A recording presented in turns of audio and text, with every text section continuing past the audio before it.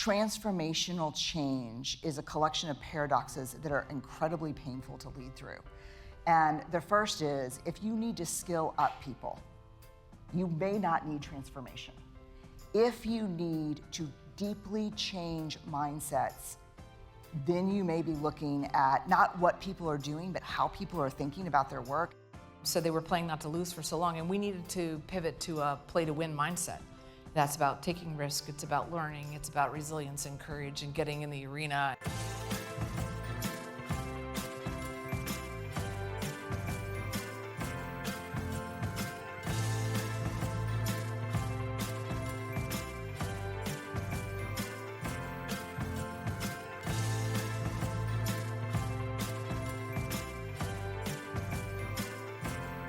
The Wall Street Journal Leadership Institute, for those of you who don't know, was started in January, and it was based on the notion that the problem and the challenge that society has right now is not technology. We have lots of great technology. Thank you very much to all the folks in the room. The challenge is leadership. How do we get great leadership? And the Leadership Institute is based on the notion that the best way to do that is to learn from the people who are on the cutting edge of change. And that's what we're going to do right now. Thank you both for being a part of this conversation. Thanks for having us, Sheriff. By the way, What does that mean? I love it. I heard about the two of you. I thought I might need a little formal authority to keep you under control. Good choice. Good luck. All right. Kate, I want to start with you. Sure. Explain the challenge that you were given in November of 2022. You become CEO of Lumen. It's a legacy technology company, declining revenues, a pretty big load of debt, way too much copper wire. In fact, I'm tempted to ask you first why you took the job. What did you see there that others didn't see? Potential, right? And it started with really understanding the asset base itself. The fiber optic network. The fiber network is, bar none, best in the world. I am biased. Great coverage, unique routes, incredible technology. And this tidal wave of data coming, in the sea change called AI. And AI needs data to learn. That data needs to sit in data centers, and those data centers need to be connected. So I saw the potential for rejuvenation of the company by taking those assets that have been commoditized and restoring value to them. And but I knew that it wasn't just about the tech moment and the assets, that the people of Lumen were going to make or break the transformation, as with any transformation. So let's talk about that. I mean, transformation is probably the most overused word in business right now. Agreed. But at Lumen, you had a major transformation, financial, strategy, culture, the whole thing. Yeah, we are going through a transformation. I think this is going to be many years in the making. We're delighted with our progress in the past 3 years, which has really been about coming from this underdog status, right, to declaring that we were going to disrupt a market with innovation and with changing a customer experience, and by doing it through investing in our people, which alone was disruptive. But we did all of those things because we were able to not just declare, we were able to get momentum behind all of the things required, and there were many. I mean, we did the largest debt restructuring outside of court in the history of corporate America. Yeah. Many said, just go Chapter 11, it would have been easier. But I knew that we had deals on the other side of that restructuring that would have fundamentally changed our position, because all the hyperscalers needed this fiber. So you see the potential, and the first call you make, Yeah. You have these hard problems, a financial problem, a strategy problem, but the first call you make is to this woman sitting between us who talks about empathy, who talks about vulnerability. Crazy, right? Those feel soft to me, and you had a hard problem. Why did you call? Well, there's one word you didn't use, and it's courage. And so, our people had been playing not to lose in an industry where the revenue looks like this, and so it's kind of like a don't move. No one move, and maybe we'll make it last a little longer. In telecom, it's last man standing wins. And so they were playing not to lose for so long, and we needed to pivot to a play to win mindset. That's about taking risk, it's about learning, it's about resilience and courage and getting in the arena and doing all the things. And I'd worked with Brené at Microsoft, I've read all of her books. And You've read all, wait, you've read all of them? I have. Some of them I've read more closely than others. How many are we talking about at this point? Yeah, exactly. But I started in November and I called Brené in August. Wow, amazing. Okay, so Brené, you get the call in August. What are you thinking? I mean, she's not inviting you to come to a management retreat. She's inviting you to transform a legacy company with 29,000 people. I think our history was helpful because against a lot of pressures, I think, at Microsoft, we went in and did a transformation in MSUS in the middle of a pandemic. And it was not a popular transformation effort. I think I have a relationship with Satya, so he was like, I like Brené. I think everybody else was like, this is not good timing. And you said this is the best timing. And so we had a history of working together. So I think that's an important part of this story. We trusted each other. We have a very rigorous assessment set when we go in and do courage building transformations. So you do like an audit. We do it's a really hard series of conversations, starting with the CEO across the C-suite. Normally the call goes, we need a transformation. We're not interested in doing it in the C-suite level. Our direct reports are too busy at the very top senior leadership level, but if you could change the middle. And so that lasts 10 minutes. But I knew that you weren't that person, and I knew whatever work you were asking everyone to do, you would do first, you would do publicly. So I think we just both said LFG, right? I think literally we said that. I think that's what the email said. I think it said, Yeah. What, this LSG, is hard. I'm sorry. Is this? LFG. LFG? LFG. Lead I think I know what that is. You want me to say it? You're not going to say it? Oh, just let's go. Let's just go. Let's get it. Let's win. Yeah. And so, So you go in, you do this culture audit, deep. Kate gave a description of what she thought the culture was. They were playing not to lose. That's right. How would you describe the culture you found at Lumen when you arrived? well, I think she said come see, and I think we spent 3 days together with your team and then all of their direct reports, and it was one of the toughest 3 days probably in my career. I think people were, you have to understand the diagnosis of playing not to lose versus playing to win evolved over time when we really started understanding, when I work with a lot of professional sports teams, when teams are playing not to lose, injury rates go up 60%. Wow. When you play not to lose, you're just prolonging loss. And you see it all over right now with AI, because people are paralyzed. They don't know how to use it. They don't know how to integrate it. So they're just rushing, which is why we see these really terrible stats on early investments, ROI, less than 90% failure, because grabbing strategy that's not aligned with investments in people and aligned with business strategy is actually playing not to lose. It's not playing to win. And I think a lot of it came down to your vision for Lumen. And I always ask a question of CEOs, and people think it's really weird often because it's a simple question. I always say, what's the rally cry here? Yeah. And it's the destination. What was the rallying cry? I'm waiting. I'm on the edge of my seat. It was 100%. It was play to win, and it was. We cobbled together a North Star pretty quickly that we were uniquely suited to connect people, data, and applications quickly, securely, and effortlessly, and nobody else in the industry did it quickly, securely, or effortlessly. And did they believe you? I mean, to be fair, they were playing not to lose because they were dealt a bad hand, right? A company with a lot of debt. I asked them to create that mission statement. That's the thing. It's people.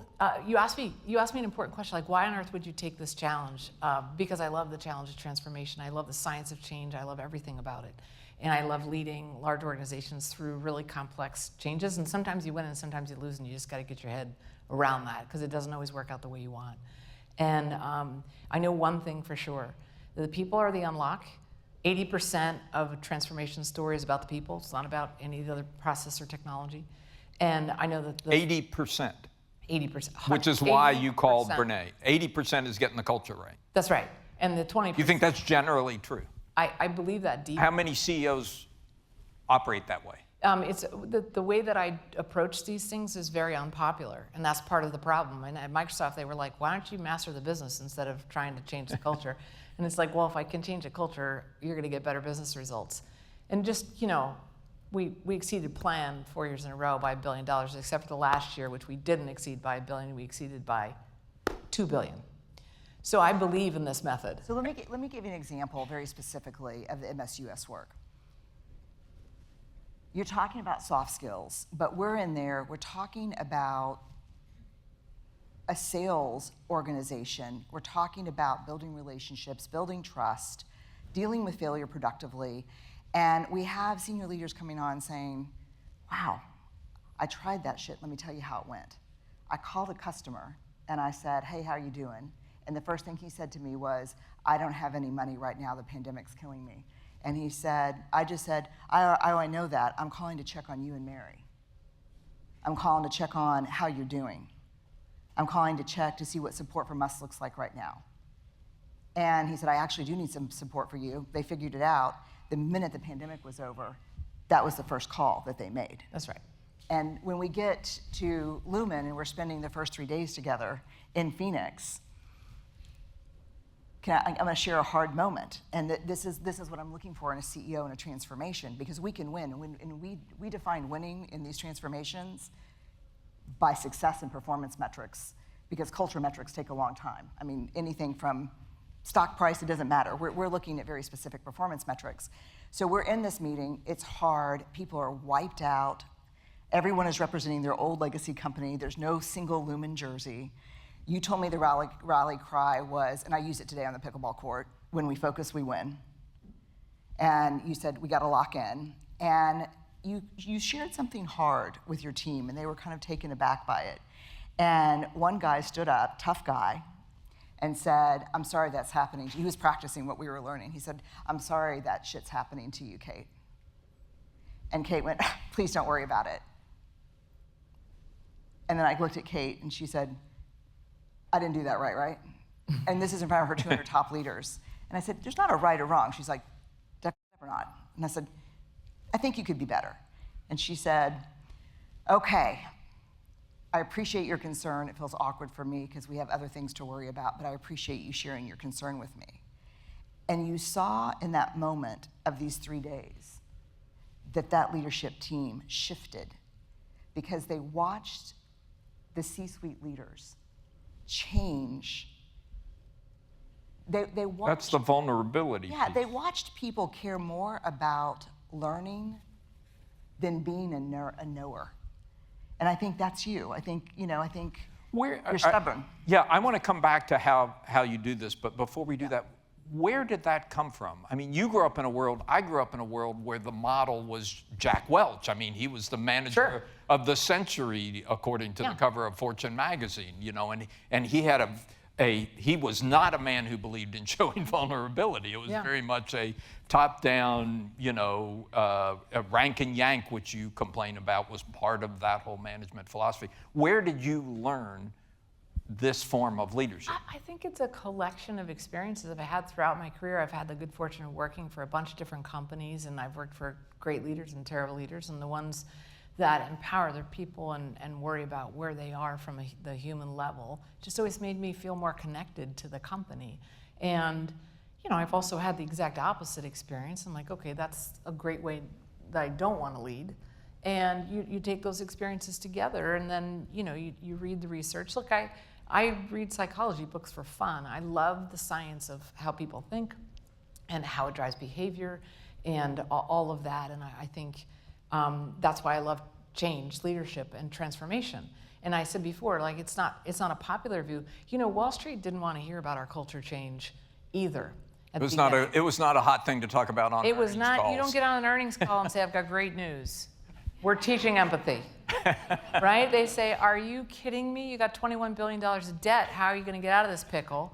And you kind of subordinate the messaging around the culture, and you talk about the things that you're going to accomplish knowing that there's no way you're going to get through that punch list without it. But we did.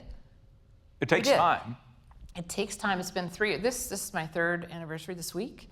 Wow. And we have come up from a low of 76 cents in our stock price to, somewhere between $10 and $11. And if on a scale of 1 to 10, if transformation was where you started and 10 is your destination, where are you now? You can't really map it to a specific inning or time. It's like, and it sounds so trite, Alan, but it's so true. It's a journey. And the way that I describe where we are right now is we just went through a really dark time. And we have come out, and there's this shining light at the end of the tunnel, and everybody's squinting their eyes. They're like, what is this? And it's called the bright sunshine of success. And the good news is we just have more light to see our work now. That's how I would describe it. And I mean that very genuinely. But you got a long ways to go. I mean, you still have declining revenue. And then I've got a river to cross, and I got a bunch of other things on this journey. Because you can't take decades of decline and turn it around in a day. It takes a while, but also I think something that's really important is AI and the state of play of this incredible technology, fastest diffusing in the history of mankind, most disruptive, most impactful, and what is a company even going to look like? So if we were trying to transform this thing without the greatest tech trend of all time, it would be complex. But now you add that, and you've got this unknowable thing that you're trying to architect your way through. So I'm always hesitant to say where we are on the journey of from here to there. Yeah. What would you say on a scale of 1 to 10 where they are? No, because I know too much about transformation to say that. I think one of the things that's interesting about vulnerability, and this is a really important for I think everybody right now. The definition from the data of vulnerability is the emotion we experience in uncertainty, risk, and exposure. Is there anyone in this room that has no risk, uncertainty, or exposure right now? Yeah. Right. And so what we're really learning how to do is, while we're in vulnerability, to stay anchored to mission, values, and winning. And so what's interesting is we talk about it as a soft skill. But I think Lumen's ability, because there was an overlay that I think is important to mention, less with MSUS and more with the Lumen work we did together, is you were disrupting an industry and pissing off some people. There is a very known disruption path for organizations. There is a ton of outside noise when you're disrupting. Then the people on the inside get worn out and exhausted. They start believing the outside noise. The path of disruption itself, without having to rebuild a company that's made of acquisitions, that doesn't share a culture, that doesn't have a vision for winning. I mean, in those 3 days that we were in, where were we, Phoenix? Phoenix. Yeah, in Phoenix, someone just stopped us. It was like a supply chain leader, and just said, I don't think I've been spoken to like an adult for a decade. I don't understand the debt position. Yeah. And Kate said, I don't understand what you don't understand. And it was a really difficult conversation. People were so stressed out they were standing up. The guys were doing this thing. All good signs for me, because that means the work is happening. But I said, what needs to be true for you guys to lock in and believe this is happening?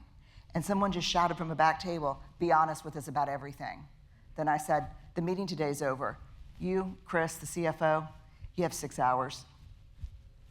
Lock everybody down. It's material information. We got on stage the next morning, and we took them through everything we knew about the debt, and it was as if they were hearing it for the first time. So here's our problem. Yeah, here's our problem. But they were working at the company. There just wasn't that level of transparency to say this is our existential threat. Yep. It was really remarkable, and it was such a great case study in how this truth will set you free concept is very real. Disruption is a battlefield, and you have to prepare your people for that battle. Yeah. So that's step one. You're preparing people for the battle. You're establishing a culture of candor and honesty. You're explaining both what the problem is and what the North Star is. Look, I think I said this earlier. Every CEO I talk to today thinks they're in the middle of transformation. The vast majority of them think their existing business models will not survive the decade. Because this is back to AI. Because of AI, things are changing so fast. So talk what comes next. Talk through how this process works. Start with candor. Start with brutal honesty. What's the next step, Brené? I would be careful about brutal honesty. I'm not a fan of anything that has brutality attached to it. There was brutality involved in those shootings. I'm telling you, we talked about this as faux. Like, unless they killed something at Barney's, I don't think they're real. All right, go ahead. The thing about transformation is the word is completely overused. Adaptive, incremental change, we facilitate it sometimes, it's important. Transformational change is a collection of paradoxes that are incredibly painful to lead through. And the first is, if you need to skill up people, you may not need transformation. If you need to deeply change mindsets, then you may be looking at not what people are doing, but how people are thinking about their work. It's one of the big reasons for the early failures in ROI and AI investments, because where AI is not a bolt-on, it is a mindset shift. And if you're going to have a mindset shift, which Lumen needed, you have a transformation. And the thing about a transformation is it starts in a really scary place for a leader, which is at the same time, you need to protect what is core to mission. You will have to break some shit in a transformation. You will have to absolutely break some things, including some darlings, that you don't want to break. And then you will have to work for 2 years to resist the human urge to rebuild and replace what you have broken with yet another system that is not serving growth and revenue. And so that's exactly our story. So we came in and said, all right, this is the shift that we need to make. The assets are there. We need to shut down all of these extraneous projects. Everybody was searching for revenue. It didn't matter whether or not it was healthy, well-margined revenue. It was like $1 of revenue was great. Nothing was well capitalized. We had to pick a few bets and cancel all the other ones. We had a huge dearth of talent. I was trying to bring in the ecosystem mindset and technology where I'd spent the past couple of decades, so I needed to, bring in some tech talent, and that's always really super tough. We needed to be very specific about how we were going to develop a growth engine, so we had to incubate some projects around, and that seeding process all done while the people in Lumen are learning how to rumble, how to have arguments about the right path forward in a respectful way, how to use data to drive insight, and new business policies that say we're gonna have everything accrue to this mission that you guys have said you wanted and you created yourself, and I support, but they didn't have any of those capabilities, and that's what we've been building. So not everyone comes along, Kate, right? No. I mean, you talked about a dearth of talent and you had to bring in new people, but what about the people you had to push out? Yeah, I mean, that's the toughest part of the job always, is the loss. And by the way, a lot of the work in Dare to Lead, you learn to make space for this emotional dynamic of feeling lost and feeling conflicted, like, oh, we just had some people exit the building. I'm glad I'm still here, and I feel incredibly guilty, and I'm sad because I've worked with them for decades. If you don't make space for all of that, it builds scar tissue over time. So if you do make space for it, people have a lot of respect for the really tough moments and the tough decisions, and we've earned their respect over the past couple of years by trying to really pay attention to those things. But we've talked about the math of change. I always thought it was a third. When you get there and you're like, okay, I got to change this company. A third are going to hate this, and they're either going to leave or check out in some way. A third's going to love it, and they're going to be all in. And the middle third, I got to get to. You have to move them. I need to declare, get them to declare, and I'm hoping for 67%. And it's just patently untrue. You can actually get momentum by starting lots of little fires, little sparks and flames of joy and innovation on smaller project teams that are agile, that can move quicker inside of this larger machine, and that's how we did it. Do you, Brené, you've seen many of these, do you agree with that? I mean, this is I've heard this like dozens of times from retired CEOs. When you ask them, what's the biggest mistake you made? They will frequently say, I didn't move fast enough to get rid of the people who weren't ready, who weren't fit for the job, weren't up to the job. Do you think that leaders are over-indexing on the pushing people out part and not on the transforming them? I think the calculus is more complicated. I think there is an absolute lack of capacity to have difficult conversation. I mean, how many of you in this room, just honestly, if I could wave a wand and tomorrow morning 100% of the people that work for you had a deep capacity for productive but tough conversation and feedback, how many of you think things would materially change in 2 or 3 weeks? If everybody, all of a sudden, I mean, like, it's usually just everybody. And so I don't know what the answer to your question is, because I don't know why you're not moving people out. And I don't know what conversations you're not having. I want to make sure that we understand the nitty-gritty of some of what's happening. This work is really hard. So we'll take the red cohort of her leaders. That's the C-suite and all their direct reports, a couple hundred people. To date, so I partner with BetterUp, who invented the idea of online coaching. Today, her top 200 leaders have accumulated, in a fairly short period of time, 2,500 hours of senior executive coaching. These people had, you gave them an opportunity for unlimited coaching with senior executive coaches, and they all said, hell yes, and they have accumulated, again, in a short period of time, 2,500 hours. So imagine every one of your senior leaders has had 10 to 100 hours of coaching. And we know the baskets that the conversations are falling into. The first one is communication, dealing with conflict, tough conversations, and difficult productive feedback. The second one is... because you get data back. We get the data back, yeah, because, again, we partner with BetterUp, and so everything's insight. Do you coach the coaches? I trained all the coaches. You trained all the coaches. And then we meet with the coaches on a weekly basis and say, here's how the investor call goes, here's what's on Kate's heart and mind, here's what's going on in the industry, there was an announcement yesterday here, this is gonna affect this. Because they're working with senior. And then the coaches tell you what the problems are. The coaches talk to their coach, and then we just have a way of coding anonymously so we can feed. Look, this is one of the core issues that I think is also missing, that I think y'all really had a hard time developing, but did it probably within 18 months. If you are not thinking about the world today through a lens of systems theory, I think you lose. I just think you lose. I see a lot of heads saying yes. I think systemic thinking is hard. And did the world change, or has this always been the right thing to do? You could probably get away with it before, because you were either balancing internal complexity or external complexity. Mm-hmm. But what happens in a system, whether you're talking about a cell in your body or you're talking about your supply chain function or your sales function, is in order for a system to survive, it has to have permeable boundaries.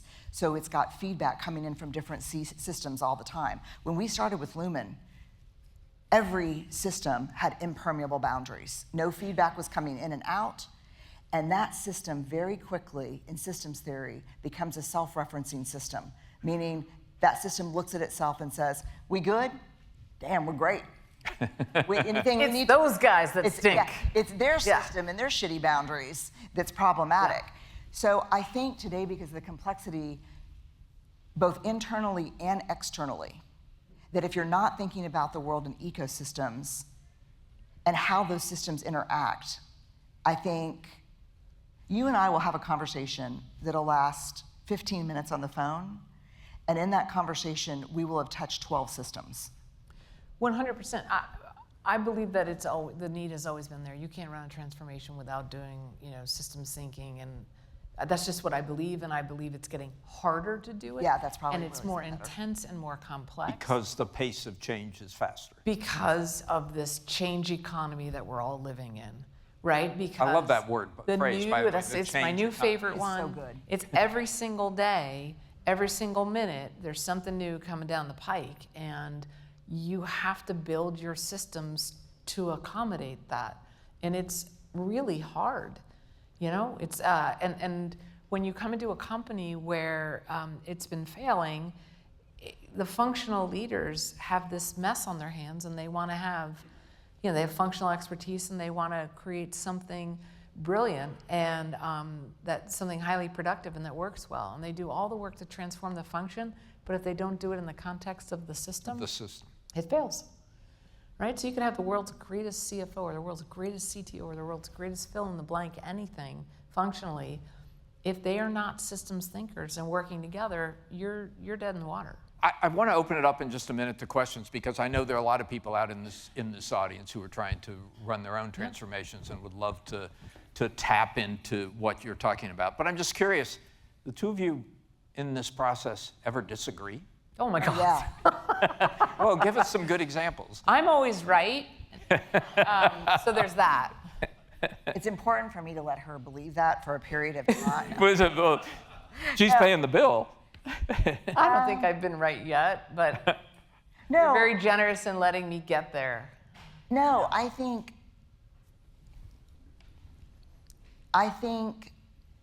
he or she who can maintain a self-awareness, a strong metacognition in deep uncertainty wins. So what we've been doing is very explicit skills building. Like, we're asking people, what's a conversation you don't want to have?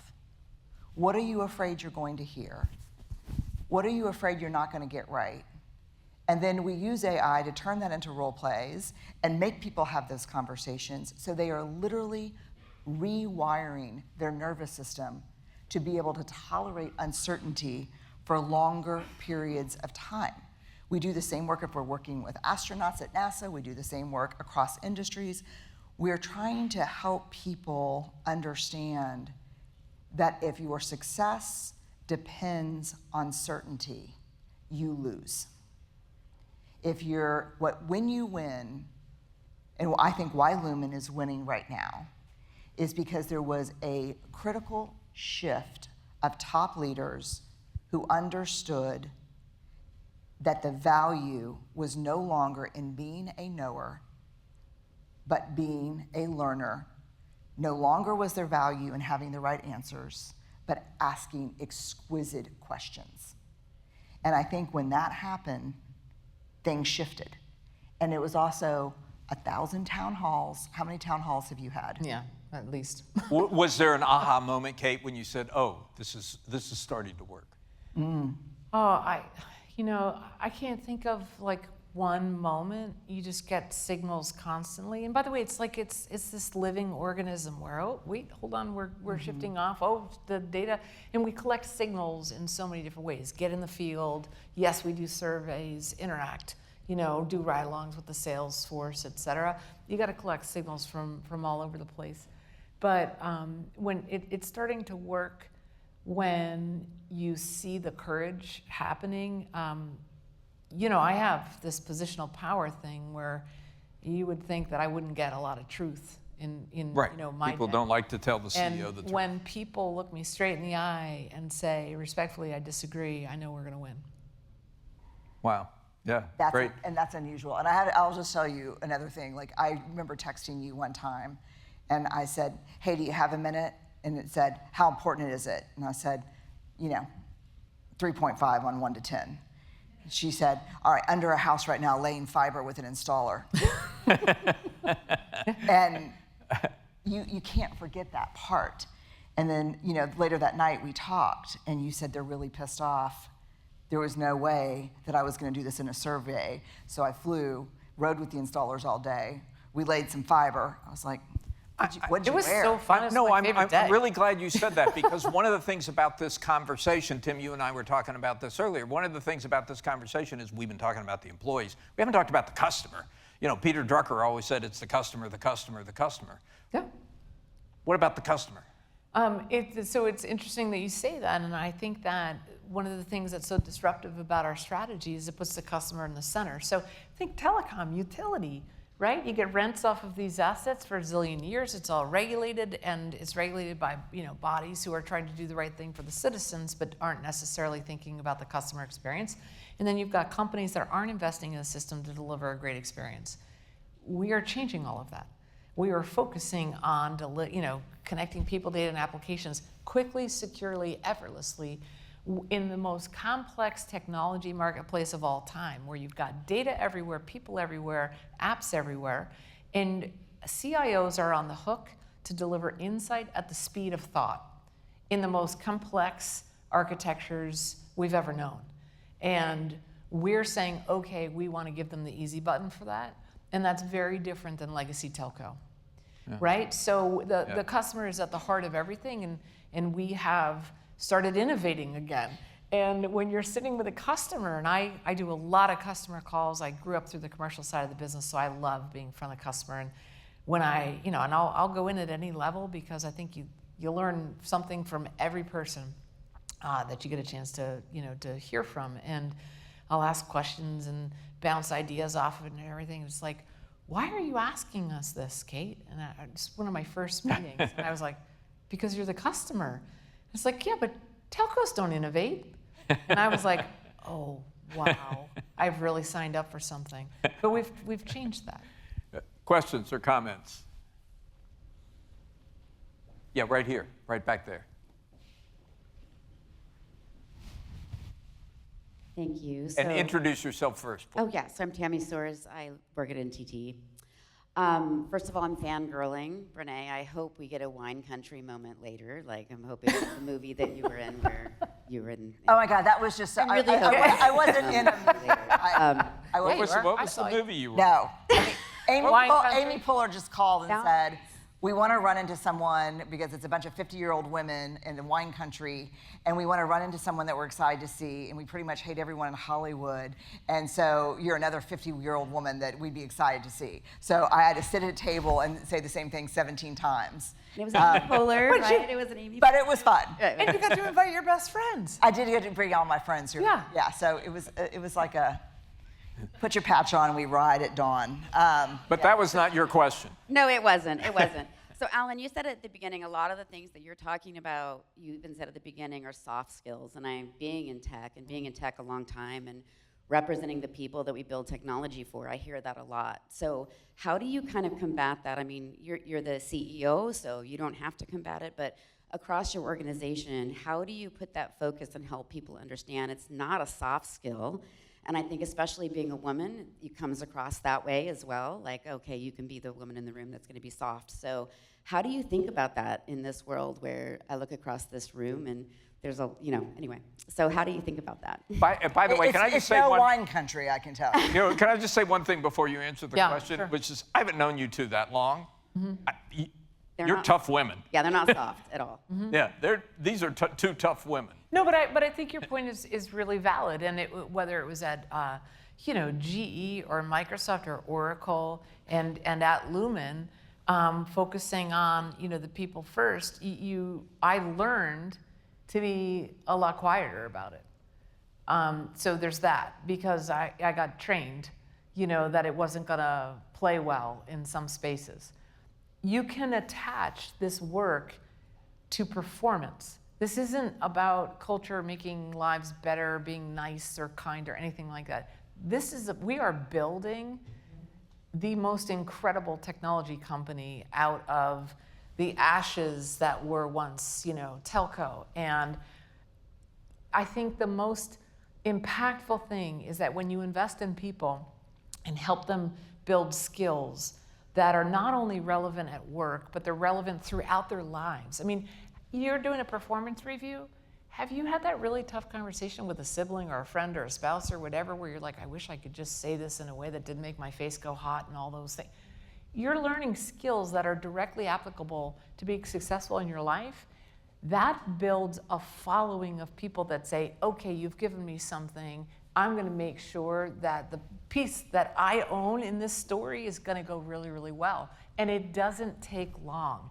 And so you don't have to talk about it outside of the context. You're building something really special inside that employee base that transcends a lot of that hater mentality. The other thing is, I'm a huge football fan.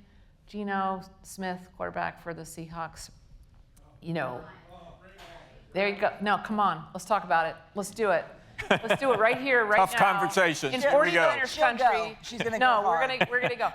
Actually, he said something really important after he upset Russell Wilson, you know, after taking his spot or whatever. And he's, you know, basically, when the world writes you off, don't write back. Ignore the haters. You got to kind of like ignore that chaos and noise around you and just focus on No, it's the right thing. executing. And it happens. So I understand exactly what you're saying. It's very real, but there's some ways to mitigate. I don't know if you have anything to add there. No, I think that's all true, and I think I can't stand it when people call it soft skills because I guarantee. I did that. No, I mean the world does that. I think this is what the world does. But if I put up 2 doors in any company that I've ever been in my life, and I've been in tons of tech, I've been in every industry you can imagine, and said door 1 is an advanced coding class, and door 2 is difficult role plays and hard conversations where you're going to get your feelings hurt. No, that's the hard door. Everyone's going to the coding class. Interesting. So these are not easy skills. These are, and to your point,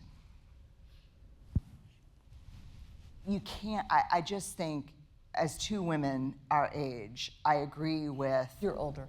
I am by a year and a half. Your O-line sucks, but we'll talk about that later. 2 full and years. And that's where we fight the most. Usually is about football and stats. But I think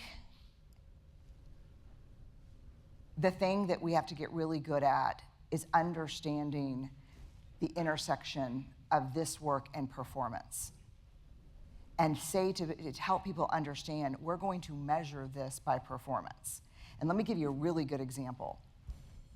One of the biggest struggles that I think people are dealing with right now with AI is no one is interested in a vendor with a product. Sales functions are just dying right now because what people want is they want a partner in a collaboration across companies. Yes or no? I mean, there's not a place that's not opening up an advisory arm right now. And most of them really suck at it, and I'll tell you why. You and I, you used to call me and say, listen, we're working on this data center, I need this, thermal cooling, I need this, I need this, I need this, and I'm gonna shop it, and how much is it gonna cost, when can you deliver? And the answer's here. Now people are calling, and the call sounds like, hey, I don't know what's going on. I don't even understand exactly what we're building, and I need it by the beginning of the next quarter, and shit. And then, okay, we'll put together this cross-company collaboration and thought partner. It's happening everywhere, every industry. What do you think is the first issue that emerges when these 2 teams come together? Data governance, IP. What emerges? You think you're going to get a lot of people in here that can't have explicit conversations about trust? Those days have to be, hey, we're glad you're here.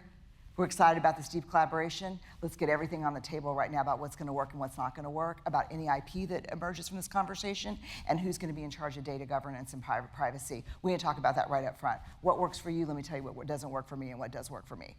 The number of leaders that I think can have that conversation, 1 in 100. We just won a very large contract with a technology company for that exact reason. They don't know what they want. They want a partner that can be flexible. We oftentimes have to dig holes and lay cable, and when you say, oh, I decided my data center's not gonna be there, it's gonna be over there, that's a problem. And so we tend to be very inflexible. And I sat with the CEO of that company and I said, what's it gonna take? And she said, if you can figure out a way to be agile with me, you'll get all my business. And I said, how long do I have? And she said, I'll give you a 90-day trial, and at the end of the 90 days, we got just an influx of huge amount of business because we changed the contract, we changed how we meet, we changed how we talk, we changed the metrics, we changed everything. And it was all about the agility that Brené just described. Impressive. And that's relational. Yeah. Understand that it's operational excellence and technical precision, but that is relational leadership, not transactional leadership. Yeah. Really clear, inspiring conversation. Thank you both. I hope you win. You know, we're all rooting for you. Thank Round of you. applause We're for gonna win. this. Thanks very much. Yeah.